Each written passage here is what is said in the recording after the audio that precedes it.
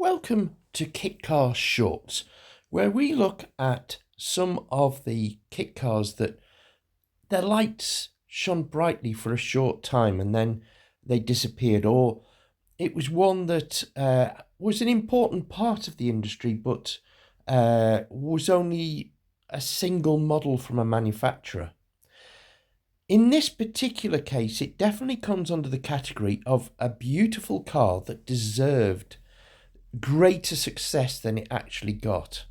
And this time we're talking about the Raffo Belver.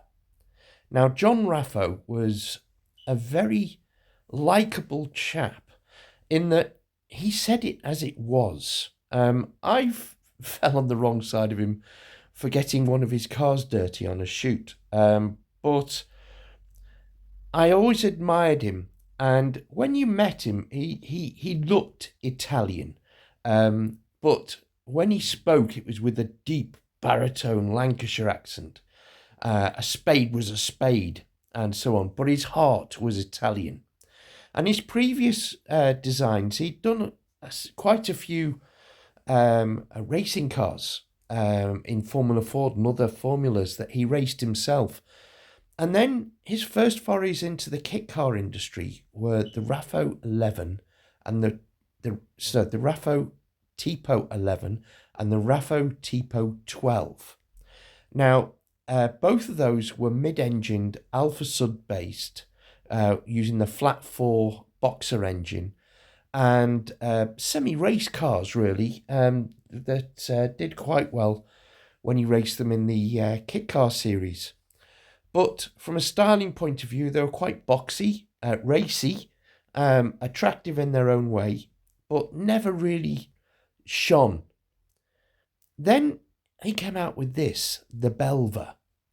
So named apparently because his wife and he were watching a David Attenborough documentary, and she commented on one of the animals, Belva. And the name stuck with John, and that became the name of the car. And it definitely is beautiful. It had a multitubular space frame chassis, gull wing doors, as you can see, a strict two-seater. I drove the prototype, which had a 1.8 Ford Focus engine, and John was a little unhappy that he figured that the gearbox was too lower geared, so he planned to transplant that with a 2-litre and a larger, a high ratio gearbox, because he said that the 1.8, although quick, didn't reach its full potential. The gear change was short, very slick. It was the best mid-engined kit car gear change that I personally had experienced. He really nailed that. He told me it was with a mini linkage. I don't know how he achieved it, but it was absolutely brilliant. The car was go-kart sharp with steering that it was very, very quick, in much in the same way as the Silver Striker was. And he said that he was looking to gear this down because people had commented on the gear change being too notchy, too short, and the steering being too sharp. I personally loved it. The ride was very firm, go-kart like, but it really was absolutely a joy to drive. Quick, nimble, and best of all, it was compact, so you could really place it on the road. And look at it, it's absolutely gorgeous. He nailed the styling.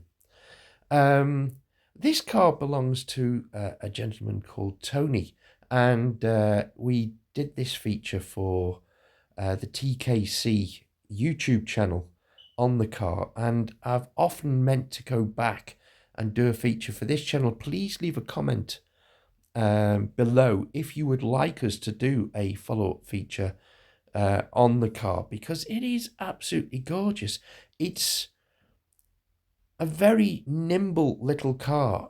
Tony's had the suspension sorted so that it's even more road friendly. Inside, it is compact in there. The windscreen is right on top of you, but the gull-wing doors do make it easy to get in and out. And you've got door pockets in those gull-wing doors. So it really is, this car has been taken to Le Mans and various other long trips. The only thing it lacks is air conditioning. It's a bit of a glass house in there. But this really is a car that deserved to do better. Only 12 were produced, I believe. Oh, sorry, 7. 7 were produced.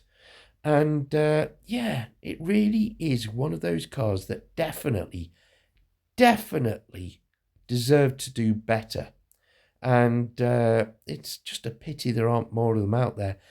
It's definitely a car. If I was to put my own money down, I'd get one of these, definitely, because it's such a fantastic, nimble little sports car.